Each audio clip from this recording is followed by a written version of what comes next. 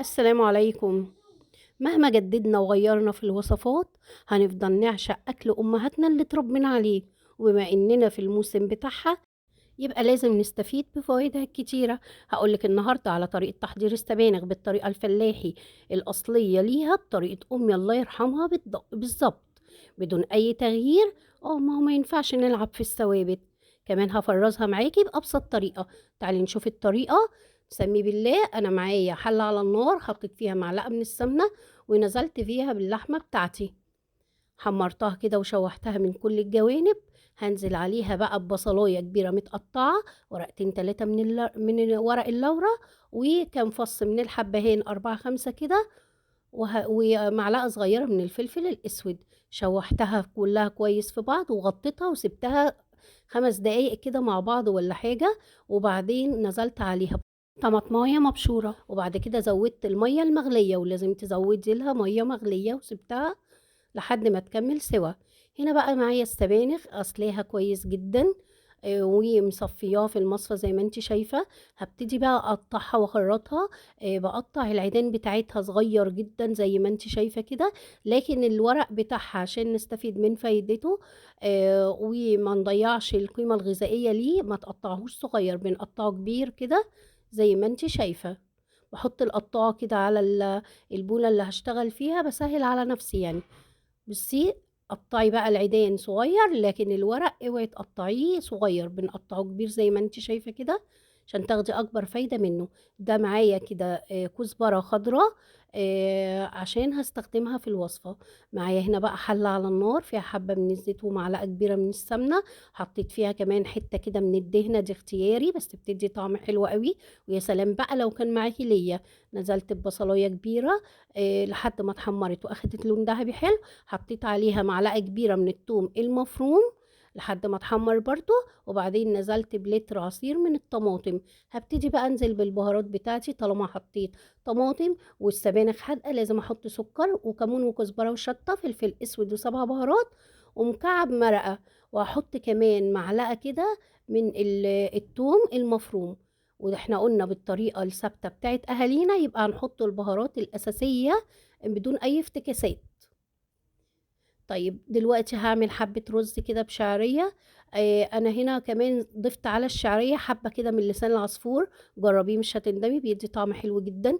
مع حبة من الزيت على معلقة كبيرة من السمنة البلدي. وحمرت الشعرية بلسان العصفور، نزلت بالرز وعليها المية المغلية او الشوربة اللي تحبيه. بالشوربة بيبقى طعمها حلو جدا. وزودت له الملح وسبته يستوي. هنا بقى السبانخ بتاعتي الصلصة كانت اتسبكت. نزلت عليها بالسبانخ وعليها نص حزمة من الكزبرة الخضراء. اوعي تنسي تحطي الكزبرة الخضراء مع السبانخ. هضيف بقى اللحمة بعد ما استوت والشوربة، شوربة اللحمة. 3 معالق كبار من الرز، يعني ما يعادل نص كوباية كده من الرز المصري مغسول ومتصفي. في كتير بيعملوا بالفريك، براحتك. بس احنا الطريقة الفلاحي بنعملوها بالرز، او حتى هنا في اسكندرية برضو بنعملها بنفس الطريقة. آه، انا هنا بقى هفرزها اللي اتبقى معايا. بحط كمية على قد عدد افراد اسرتك، حطي في الكيس زي ما انت عايزة. السبانخ وفوقيها برضو حبة من الكزبرة الخضراء معاها في نفس الكيس.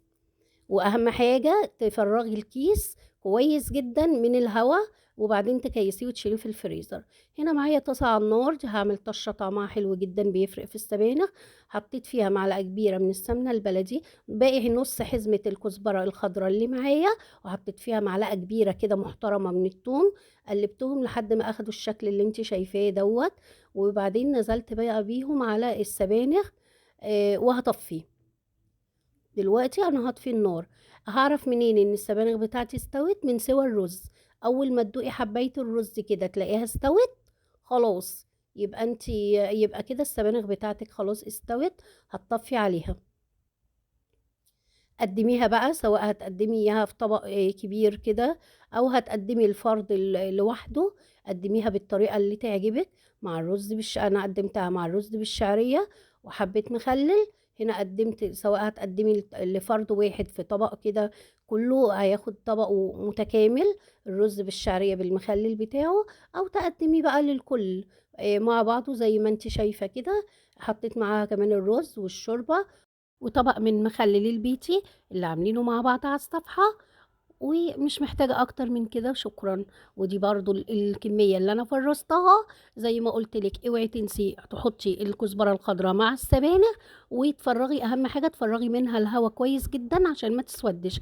لو عجبتك بقى وصفة النهاردة، يا ريت ما تنسيش اللايك والشير ومتابعة للقناة عشان يوصلك منا كل جديد، وتعليق لو بحرف عشان يرفع الفيديو ويوصل لأكبر عدد ويستفيد.